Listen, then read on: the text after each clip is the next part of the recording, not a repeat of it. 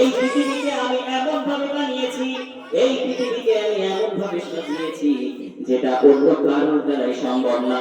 আল্লাহ পাক রব্বুল আলামিন বলেন, আলাম নাজআলিল আরদা মিহাদা। আল্লাহ পাক রব্বুল আলামিন বলেন যে আমি পৃথিবীকে বানিয়েছি, জমিনটাকে বানিয়েছি বিছানার মতো করে। আল্লাহ পাক রব্বুল আলামিন যদি জমিনটাকে বিছানার মতো করে বানায়, কেন তিনি বিছানার মতো করে বানিয়েছেন? যাতে এই পৃথিবীতে মানুষের চলাফেরা উপাসনা বান্দেগী করতে কোনো কষ্ট না হয়। এই পৃথিবীটাকে যদি রব্বুল আলামিন যদি দেয়ালের মতো করে দিত, তাহলে এই পৃথিবীতে মানুষের দ্বারাই চলাচল অসম্ভব হয়ে পড়ত। এই পৃথিবীকে যদি সোজা অবস্থায় খাড়া অবস্থায় তৈরি করে দিত, তাহলে এই পৃথিবীতে মানুষের চলাচল করা অসম্ভব হয়ে যেত।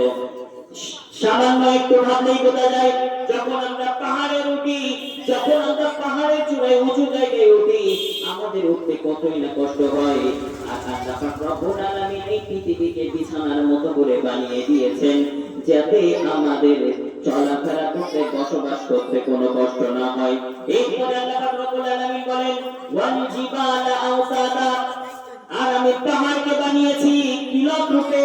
আল্লাহ পাক রব্বুল আলামিন এই পাহাড়কে বানিয়েছেন কিলক রূপে। কিলক বলতে এখানে পেরেকের মতো করে বোঝানো হয়েছে যে আমি দুনিয়া সৃষ্টি করার পরে যখন এই পৃথিবীটা নড়াচড়া করছিল, যখন এই পৃথিবীটা আনন্দোলন হচ্ছিল, তখন এই পৃথিবীটাকে নড়াচড়া বন্ধ করার জন্য আমি এই পৃথিবীতে বসিয়ে দিয়েছি বড় বড় পাহাড়, যার দ্বারা এই পৃথিবী কোন রকম নড়াচড়া করতে না পারে।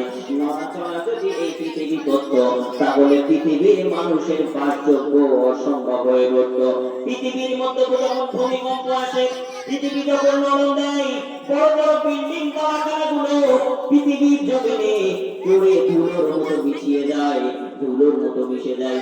আল্লাহ পাক রব্বুল আলামিন এই ভূমিকম্পের দেশ বলে একটা দেশ আছে, নাম হলো তার জাপান।